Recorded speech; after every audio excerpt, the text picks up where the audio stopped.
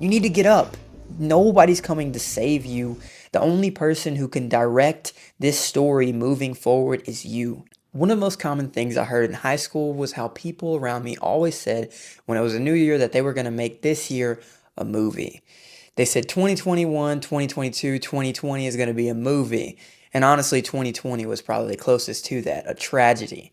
But, anyways, people always say this. It was kind of a trend that went around high school, and I heard it all the time. And honestly, it became one of those things where I just got used to hearing it.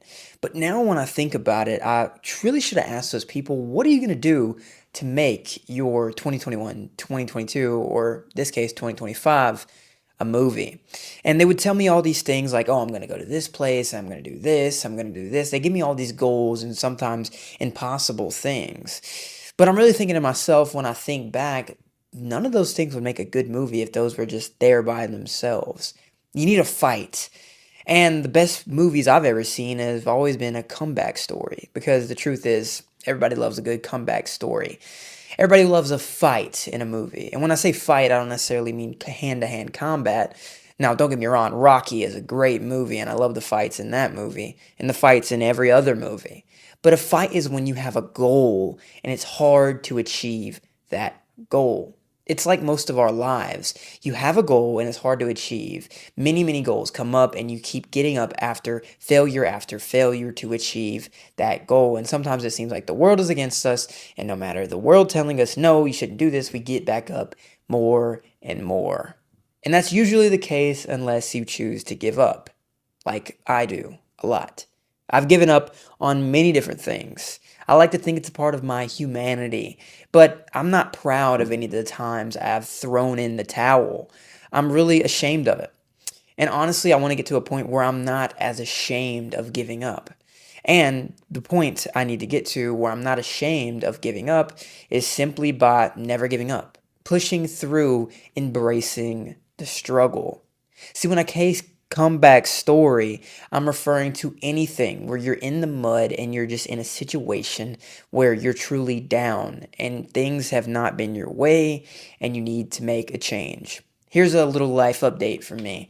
I'm in my sixth year or sixth semester of college, and over these past couple semesters, my life has essentially been a downward spiral, but it's been a downward spiral in a way that I wasn't really even able to see.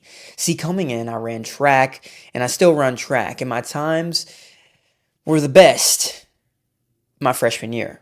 They haven't really improved since then. And what happened, I kind of just built off the things I knew I was good at, and I kind of became comfortable with the fact that maybe I'm just not a track guy. I know I came here for track, and that's the entire reason I'm even here or doing track, but it's sometimes when you fail, you get used to that. And I got used to failure.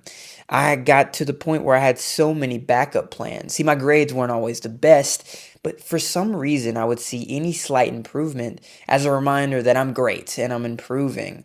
And I even had a girlfriend at some points.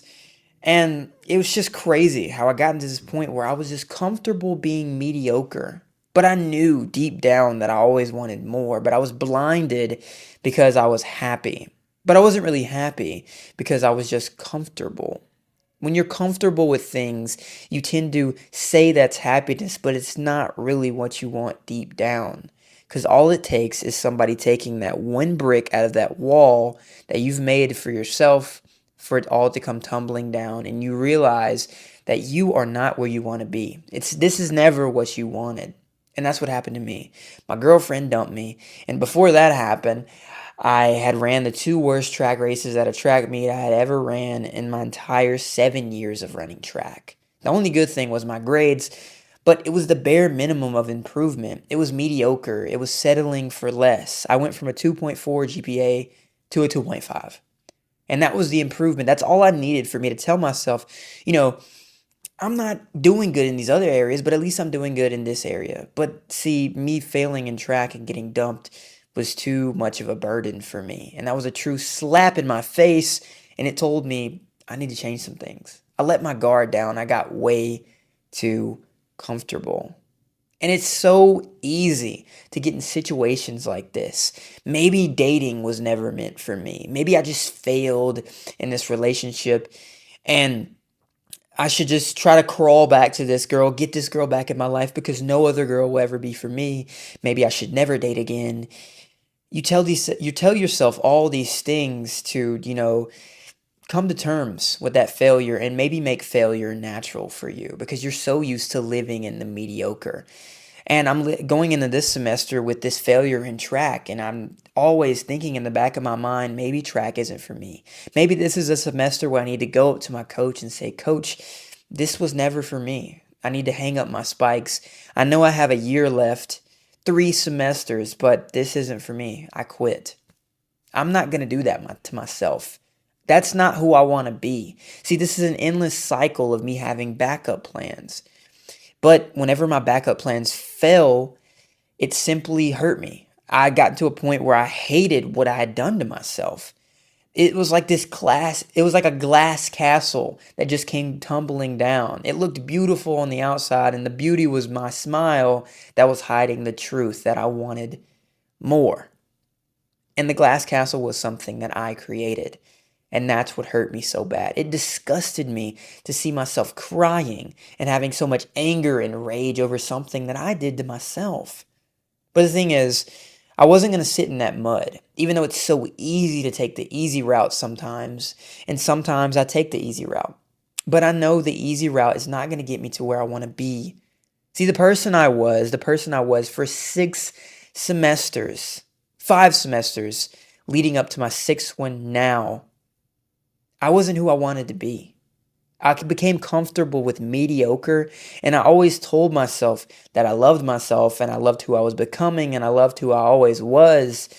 But that person always came up short. They always failed, and that person, that version of Dodo, Dorian, became comfortable with failure, and he was okay with it.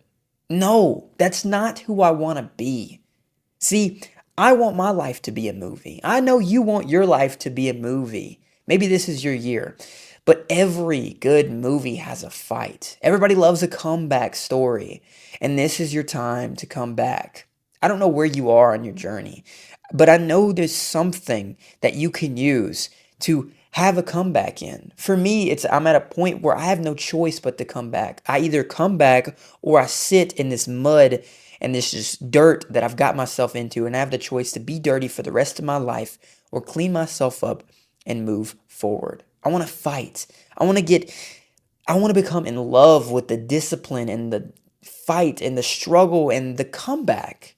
I want to be in love with that because I know I want to get up whenever I fail, and I want to act like there's cameras all around me that are documenting this monumental moment in the hero's story. And that hero is me. And that hero is you. And whenever you feel like you need to make a comeback, but I want you to think everybody loves a comeback story. They don't want to see you, the hero, settle for less. They want to see you fight for something greater.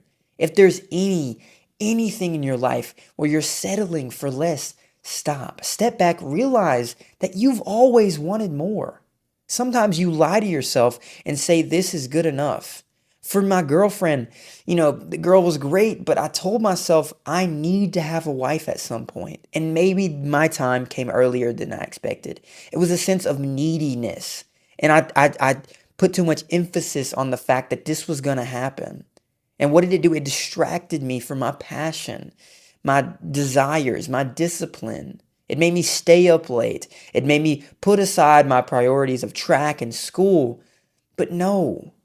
I want to be the hero of my story. And this is just something else I have to fight through. I'm making a comeback, and I want you to make a comeback too. And whatever you need to make a comeback in, you need to get up. Nobody's coming to save you. The only person who can direct this story moving forward is you. You're the director of this story. And I want your story, your movie of life to have so many sales. You get that money, you get that success, you get those good reviews. I'm sure those are all addictive. I want to get addicted to that. I want to get addicted to the discipline, the grind, the comeback. Get addicted to it. Get addicted to that improvement and that progress. 2025 is going to be your year. You just got to make that comeback. Thank you guys so much for watching, and I hope you have a blessed day.